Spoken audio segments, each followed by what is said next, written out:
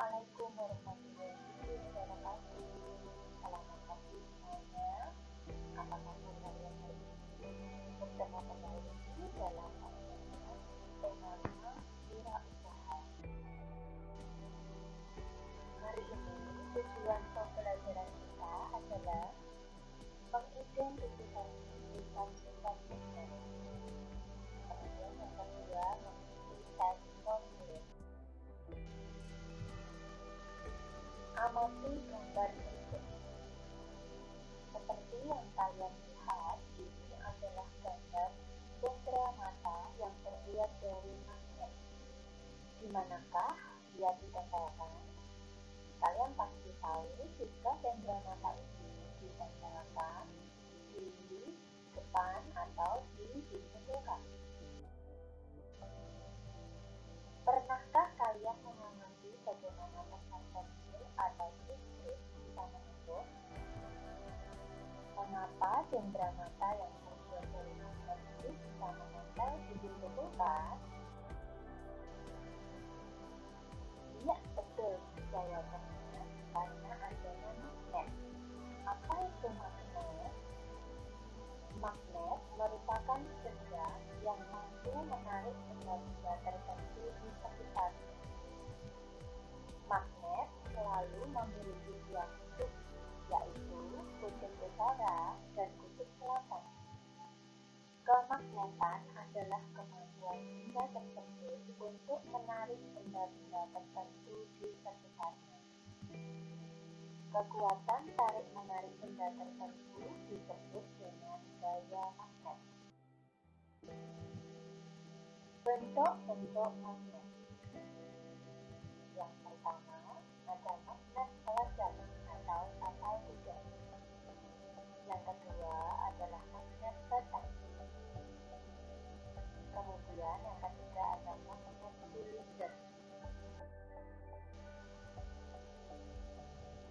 Bentuk-bentuk magnet yang selanjutnya adalah magnet jarum.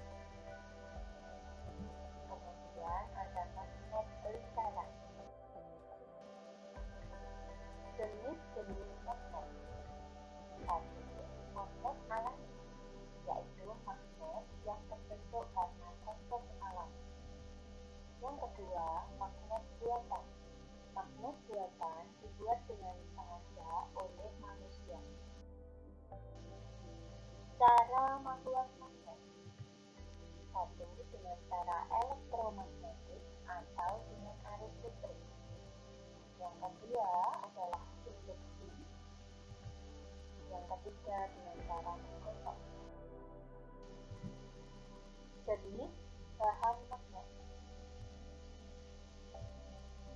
Yang pertama ada bahan magnetik atau ferromagnetik. Yang kedua ada bahan non-magnetik. Jenis bahan magnet, bahan magnetik atau ferromagnetik adalah bahan yang dapat ditarik dengan kuat oleh magnet. Jika benda magnetik berada di dekat magnet, maka magnet akan menarik benda tersebut. Contohnya baja, besi, nikel, kobalt.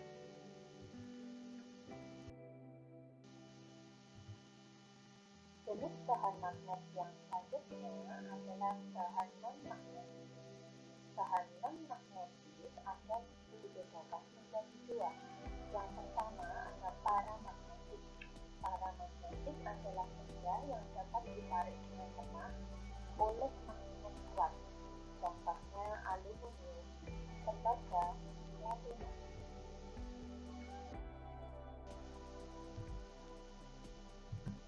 Selanjutnya, jenis bahan non-magnetik yang kedua adalah diamagnetik. Diamagnetik adalah benda yang menolak magnet. Contohnya apa? Seng, merkuri.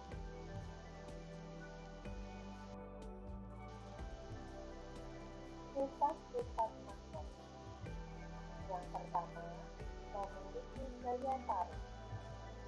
Yang kedua, memiliki dua buah kutub, yaitu kutub utara dan kutub selatan. Yang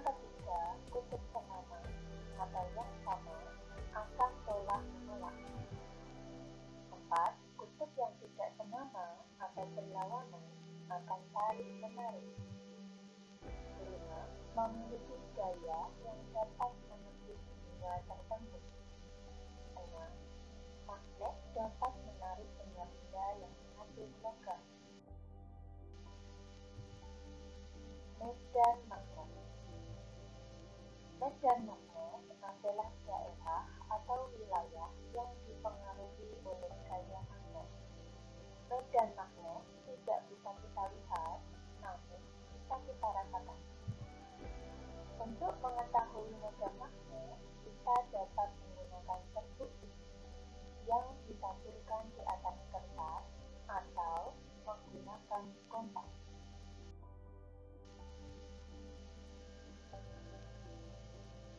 Arah medan magnet yang berupa garis-garis yang menghubungkan kutub-kutub magnet yang disebut dengan garis gaya magnet yang bisa kamu lihat dengan tanda panah. Ciri-ciri garis gaya magnet. Yang pertama, garis gaya magnet memiliki arah meninggalkan kutub utara dan menuju ke kutub selatan. Yang kedua, garis gaya magnet selalu tidak berpasangan. Daerah yang garis-garis gaya magnetnya rapat menunjukkan medan magnetik yang kuat, sedangkan daerah yang garis-garis gaya magnetiknya kurang rapat menunjukkan medan magnetik yang lemah. Manfaat magnet dalam kehidupan sehari-hari. 1. Untuk mengambil benda-benda yang terbuat dari logam. Yang kedua, sebagai penunjuk arah, mengubah energi listrik menjadi energi seperti yang ada pada radio, menghasilkan listrik, menggantikan roda pada kereta api magnet, kemudian untuk merapatkan. Kemudian amatilah gambar berikut.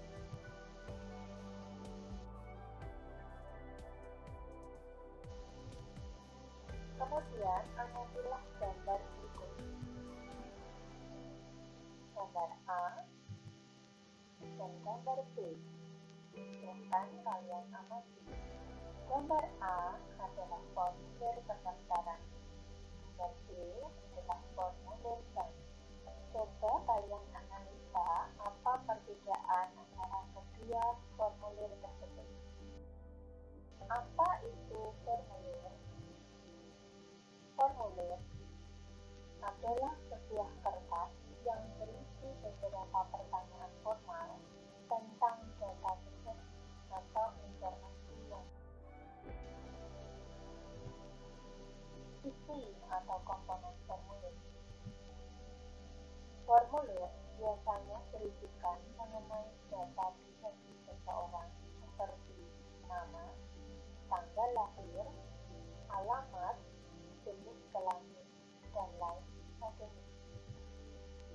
Komponen dalam setiap formulir biasanya berbeda-beda, tergantung jenis data atau informasi yang dibutuhkan. Jenis-jenis formulir. 1. Formulir pendaftaran.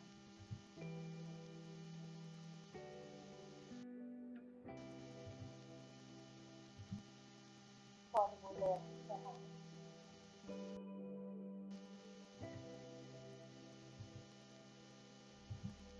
Daftar riwayat hidup.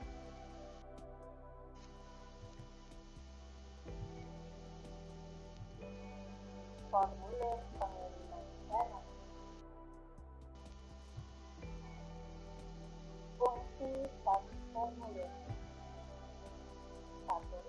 Mencari sebuah informasi tertentu. Mengumpulkan data-data yang sama. Menjadi sebuah bukti fisik. Sebagai panduan untuk bekerja. Mengurangi kekeliruan suatu pesan dibandingkan jika disampaikan secara lisan. menjadi media komunikasi antar individu atau sosial atau organisasi. Cara mengisi teks formulir. Bacalah petunjuk pengisian formulir yang ada terlebih dahulu.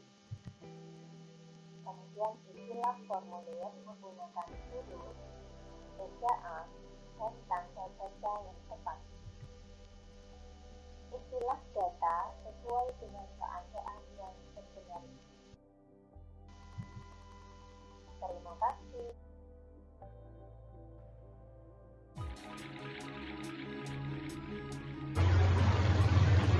Assalamualaikum warahmatullahi wabarakatuh. Bertemu kembali dengan Bu Ani di sini. Ketemu lagi di pembelajaran daring. Hari ini kita akan belajar tentang tema 4 globalisasi, subtema 1 globalisasi di sekitarku.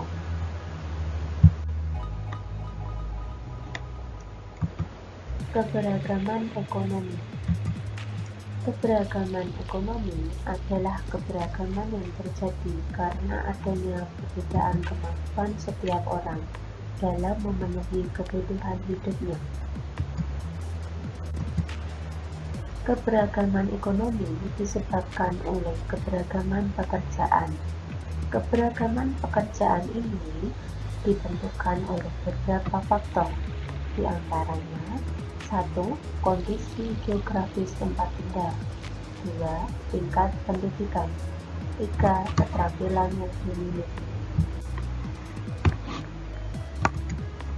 Keberagaman ekonomi ini disebabkan oleh keberagaman pekerjaan ataupun jenis usaha yang berbeda-beda.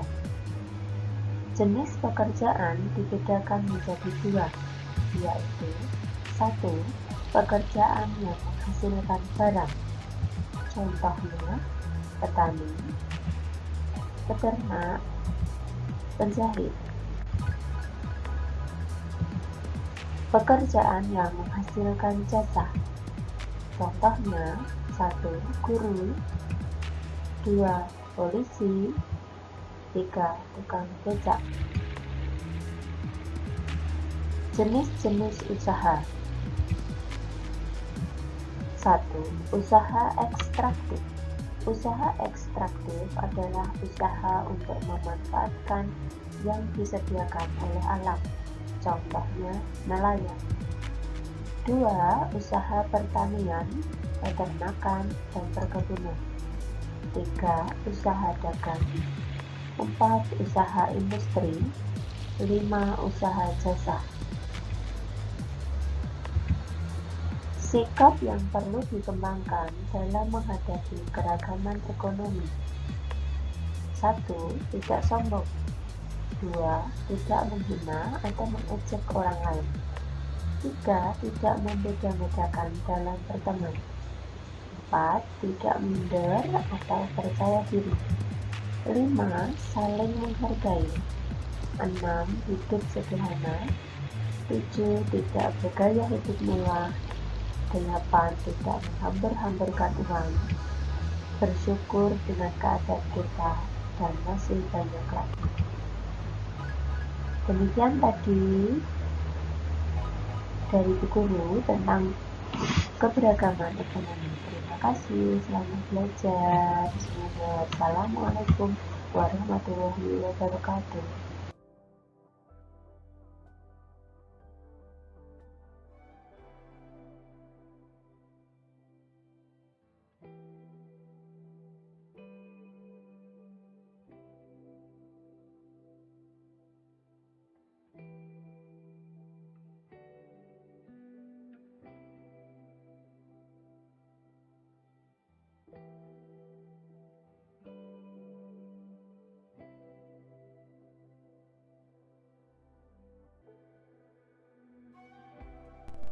Assalamualaikum, selamat pagi anak-anakku semuanya. Ketemu kembali dengan Bu Ani dalam pembelajaran daring. Hari ini kita akan belajar tema 1, selamatkan makhluk hidup. Subtema 2, hewan sahabatku. Perkembangbiakan hewan. hari ini kita akan belajar tentang perkembangbiakan hewan. Seperti yang sudah diketahui oleh anak-anakku semuanya bahwa hewan itu berkembang biak untuk melestarikan jenisnya dengan cara menghasilkan keturunan.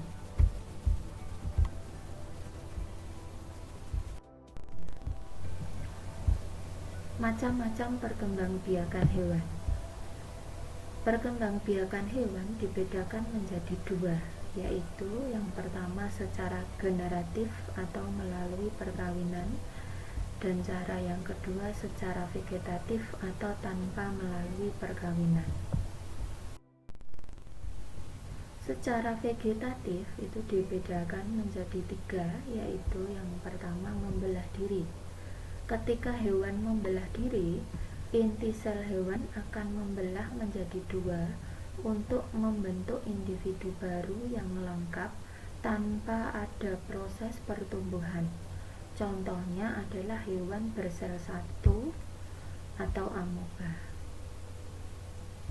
Kemudian cara yang kedua yaitu fragmentasi.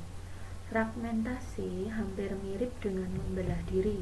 Namun cara perkembangbiakan ini itu dengan memutus atau memotong bagian tubuh menjadi beberapa bagian, dan potongan tubuh tersebut membentuk individu baru dan mengalami pertumbuhan.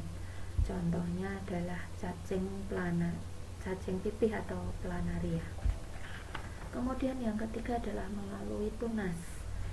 Tunas itu pada umumnya terjadi pada hewan tingkat rendah yang tidak memiliki tubuh dengan struktur tubuh yang sempurna. Contohnya adalah hidra. Perkembangbiakan secara generatif atau melalui perkawinan. Yang pertama adalah bertelur atau ovipar. Bertelur atau ovipar itu setelah terjadi pembuahan, embrio akan tumbuh dan berkembang di dalam cangkang telur. Contohnya adalah ayam, katak, ikan, capung, penyu, penguin, dan burung. Kemudian cara yang kedua yaitu beranak atau vivipar. Embrio itu tumbuh dan berkembang di dalam rahim hewan betina. Ketika sudah mencukupi umurnya, maka hewan betina akan melahirkan anaknya. Contohnya adalah kucing, kelinci, monyet, ikan paus, kuda.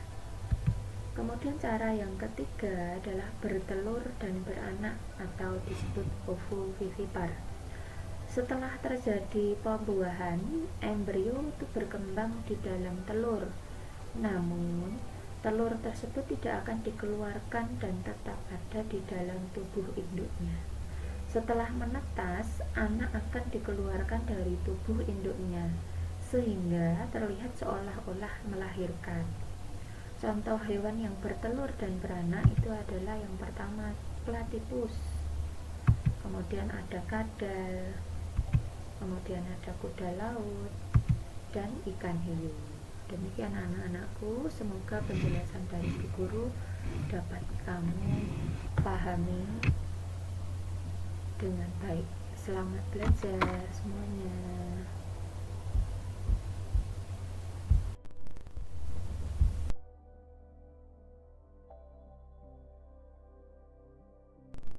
Selamat pagi, apa kabar anak-anakku semuanya? Ketemu kembali dengan Bu Guru di pembelajaran secara daring. Hari ini kita akan belajar tentang tema 4 globalisasi dan subtema 1 globalisasi di sekitarku. Kita masuk ke pembelajaran 1. Kegiatan belajar yang akan kita laksanakan hari ini yaitu dengan menyimak slide PowerPoint tentang pembangkit listrik mikrohidro dan berdiskusi kelompok. Siswa dapat menjelaskan proses dihasilkannya listrik secara kritis dan kreatif. Hari ini kita akan belajar tentang pembangkit listrik mikrohidro. Kemarin kita sudah belajar tentang pembangkit listrik tenaga air. Nah, sekarang kita akan belajar tentang pembangkit listrik mikrohidro. Hampir sama secara prinsip dan proses penghasilan listriknya. Di daerah pedesaan yang belum terjangkau aliran listrik dari pemerintah, warga terkadang membuat pembangkit listrik secara mandiri dengan memanfaatkan aliran air dari sungai atau air terjun yang ada di daerahnya. Pembangkit tersebut tentunya menghasilkan energi listrik yang hanya cukup untuk memenuhi kebutuhan listrik warga sekitar saja. Pembangkit listrik tersebut dinamakan pembangkit listrik mikrohidro. Pembangkit listrik tenaga mikrohidro atau disingkat PLTMH yaitu suatu pembangkit listrik skala kecil yang menggunakan tenaga air sebagai tenaga penggeraknya, seperti saluran irigasi, sungai, atau air terjun dengan cara memanfaatkan tinggi terjunan dan jumlah debit air. Secara teknis, mikrohidro memiliki 3 komponen utama, yaitu air sebagai sumber energi, turbin, dan generator. Mikrohidro mendapatkan energi dari saluran air yang memiliki perbedaan ketinggian tertentu. Nah, ini adalah gambarnya dari tenaga listrik pembangkit tenaga listrik mikrohidro. Bisa kamu amati, itu ada nomor 1, 2, 3, 4, 5, 6. Nah, kita baca dulu keterangannya apa. Nomor 1 itu adalah aliran sungai, tempat air mengalir.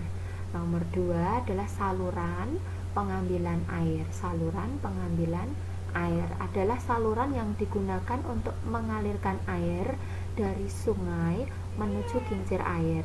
Kemiringan saluran air ini sekitar 25 derajat. Kemudian lanjut nomor 3. Nomor 3 adalah kincir air. Mengubah energi potensial air menjadi energi gerak. Kincir menerima energi potensial air dan mengubahnya menjadi putaran atau energi mekanis. Putaran kincir air itu dihubungkan dengan generator untuk menghasilkan listrik. Yang nomor 4 itu adalah turbin, penghubung turbin dengan generator atau dinamo. Penghubung turbin dengan generator atau sistem transmisi energi mekanik ini dapat digunakan sabuk atau puli, roda gerigi, atau dihubungkan langsung pada porosnya.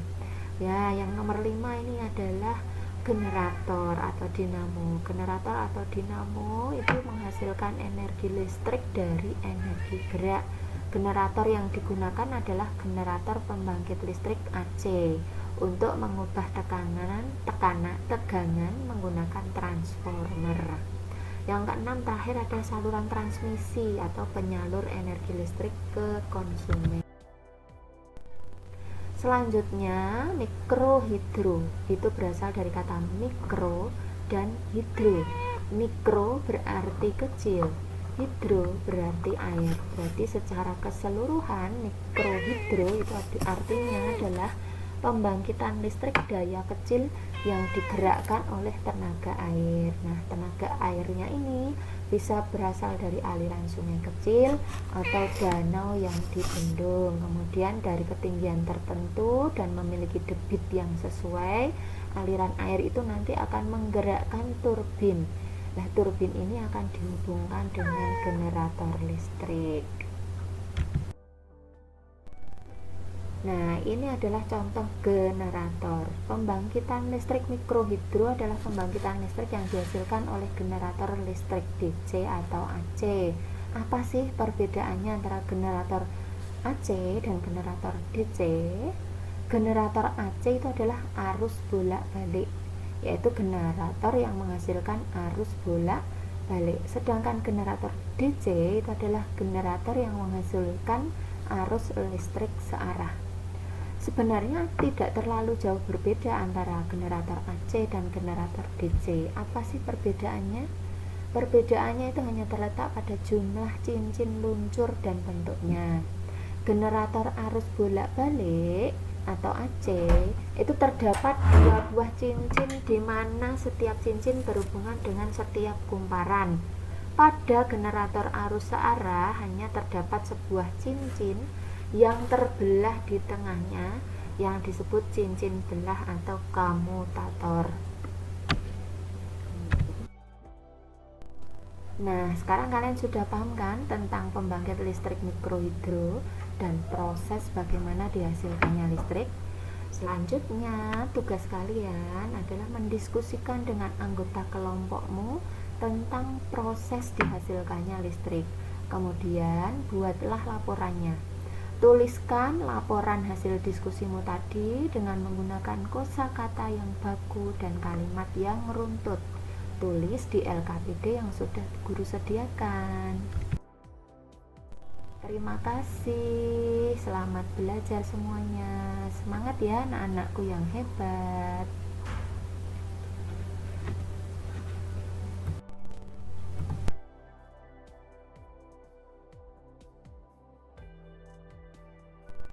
Assalamualaikum warahmatullahi wabarakatuh. Bertemu kembali dengan Bu Guru di pembelajaran 1, tema 3 benda di sekitarku, subtema 3 perubahan wujud benda.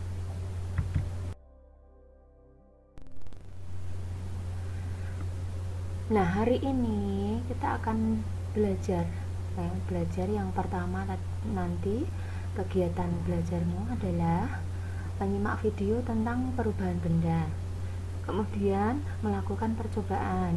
Yang ketiga, menyimak video tentang satuan baku. Kemudian yang keempat, berlatih memecahkan masalah sehari-hari yang berkaitan dengan satuan baku. Kemudian mempelajari tentang garis, bentuk, dan warna dalam seni dekoratif. Dan yang terakhir, membuat satu karya seni dekoratif. Simaklah video berikut. Halo, selamat datang teman-teman. Hari ini kita akan belajar perubahan wujud benda. Materi IPA kelas 3. Video ini dipersembahkan oleh Nur Fatma, A6 PGSD Universitas Negeri Malang. Selamat belajar. Tahukah kamu ada berapa macam wujud benda? Wujud benda dibagi menjadi 3 macam: benda padat, benda cair, dan benda gas. Benda padat. Benda padat adalah sebuah benda yang memiliki bentuk dan ukuran yang tetap dan tidak mengalami perubahan bentuk saat dipindahkan, tidak menyerupai bentuk lain saat ditempatkan pada suatu ruang. Berikut ini adalah contoh dari benda padat. Yang pertama, kayu. Yang kedua, batu. Dan yang ketiga, es batu. Benda cair. Benda cair adalah suatu benda yang berbentuk cair, yang mempunyai sifat mengalir dari tempat tinggi ke tempat rendah. Bentuk tidak tetap atau sesuai dengan wadahnya, serta volumenya tetap. Berikut ini adalah contoh dari benda cair. Yang pertama, air. Yang kedua, minyak goreng. Dan yang ketiga, madu.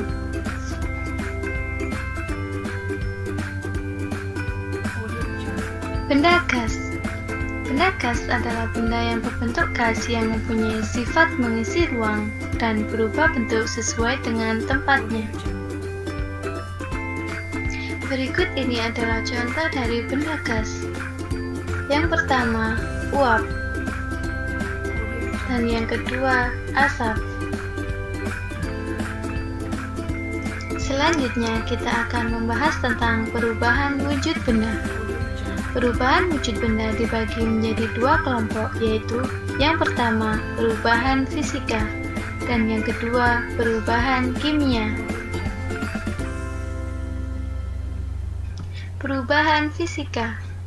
Perubahan fisika yaitu perubahan benda tanpa menghasilkan zat baru.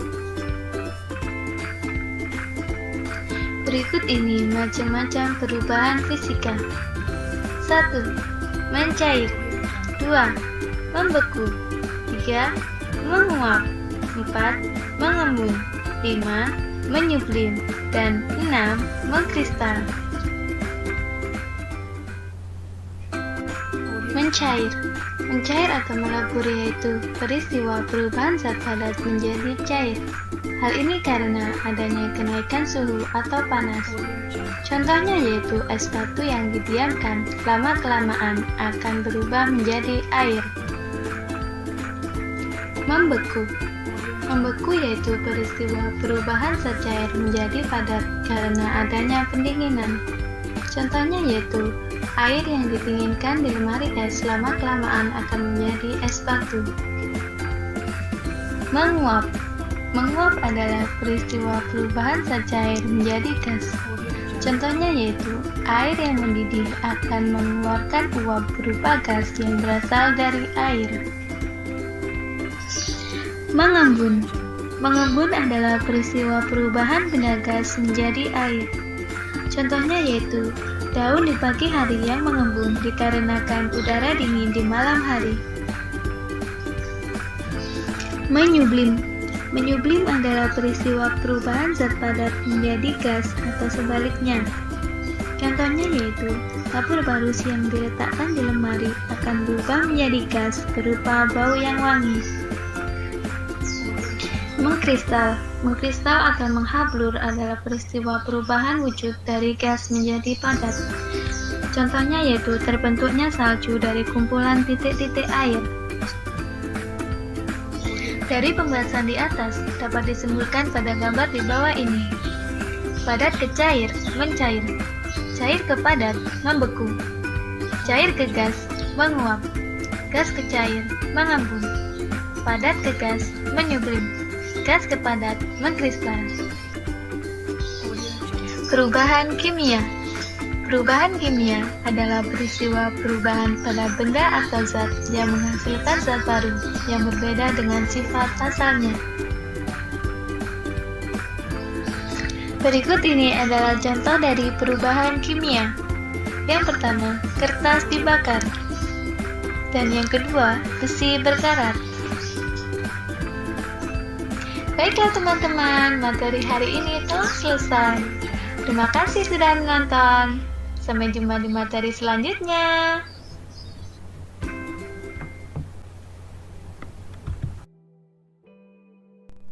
Nah, itu tadi video yang menarik ya.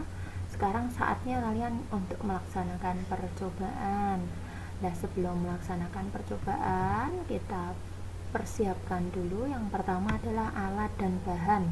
Alatnya dan bahannya adalah 4 buah gelas plastik bekas kemasan air mineral, es batu, coklat, kapur, dan mentega. Bacalah petunjuk langkah-langkah percobaan dengan seksama. Kemudian lakukan percobaan dan amatilah dengan cermat. Setelah selesai melakukan pengamatan, tuliskan hasil pengamatanmu pada LKPD yang telah tersedia.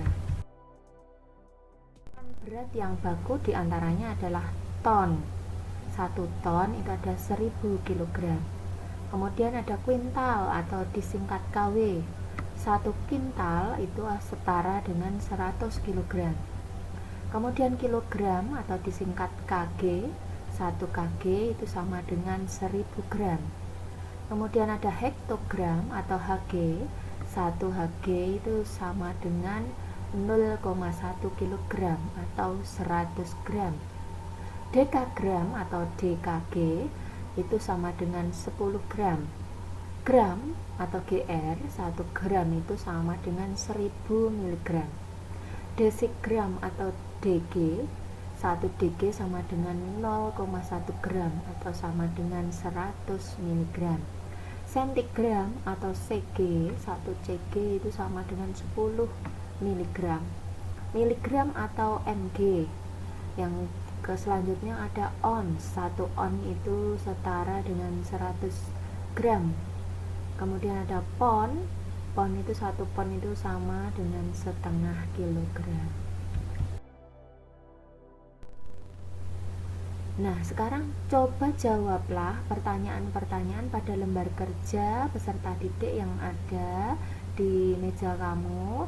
Kerjakan dengan cermat ya. Selanjutnya, kita akan belajar tentang seni dekoratif.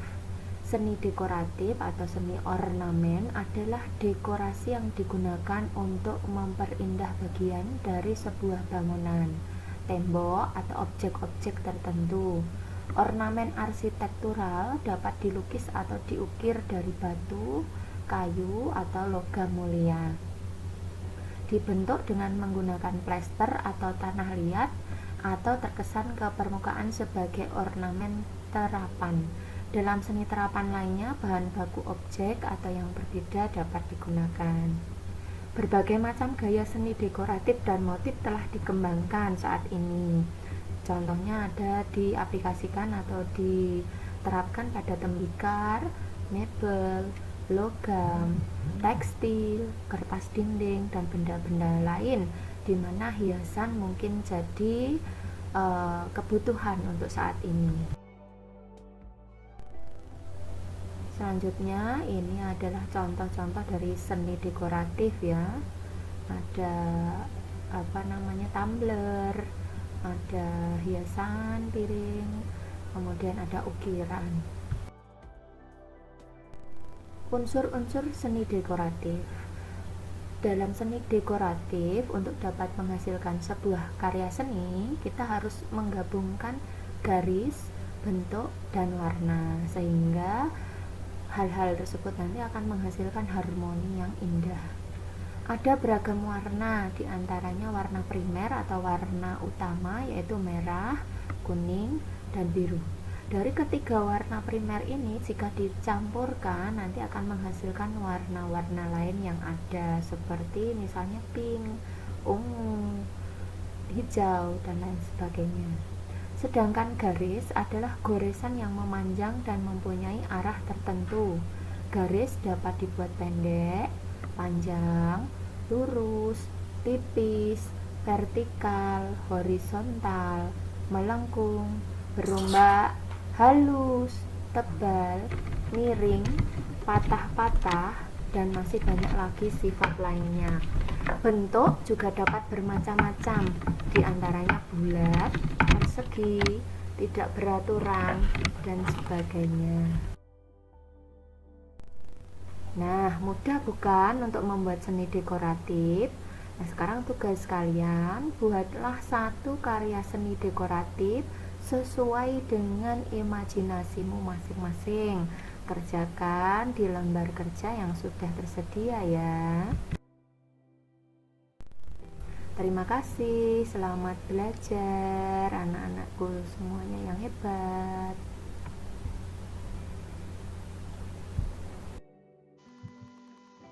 Terima kasih, selamat belajar semuanya. Sampai jumpa, bertemu lagi pada kesempatan yang lain. Wassalamualaikum warahmatullahi wabarakatuh.